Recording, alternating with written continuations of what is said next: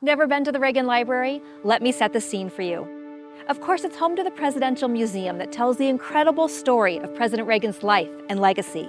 But it's also a breathtaking space, home to stunning gardens, panoramic views, and historic landmarks. One of the most powerful pieces of history on our grounds is an authentic section of the Berlin Wall, which stands proudly on a replica of the White House South Lawn.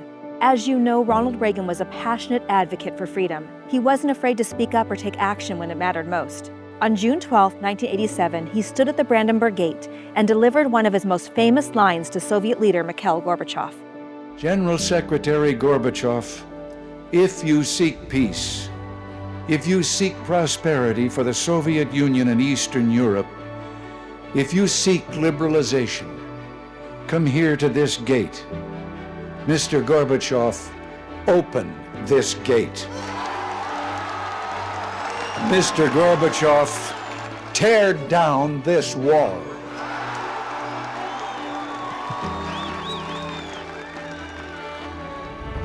Just over 2 years later, in November of 1989, the Berlin Wall fell, and on April 12, 1990, President Reagan stood right next to the 6,338-pound, 9.5-foot-tall piece of the wall. What's fascinating about the wall is how it tells its own story. The west side, facing Free Berlin, is covered in graffiti, expressions of hope, frustration, and freedom. The east side, under communist control, remains bare, stark, and gray.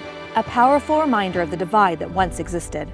When Ronald Reagan accepted this piece of history, he envisioned future generations standing before it, reflecting on what it meant. And since the library opened in 1991, almost 9 million visitors have done just that, touched history and absorbed the wall's lesson on freedom and democracy. Now, the lawn is more than just a beautiful place. It's also a place for fun and for community events. For example, on the 4th of July and on President's Day, the lawn transforms into a spot of celebration for things like water balloon tosses, sack races, and other family-friendly activities. But on an average day, it's the perfect spot to take a stroll, have a picnic, or simply soak in the stunning views.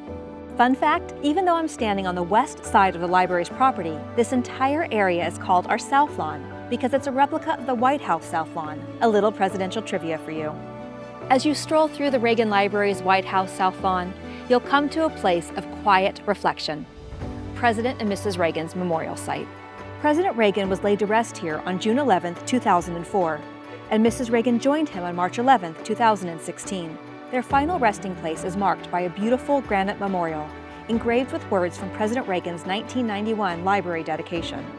I know in my heart that man is good, that what is right will always eventually triumph, and that there is purpose and worth to each and every life.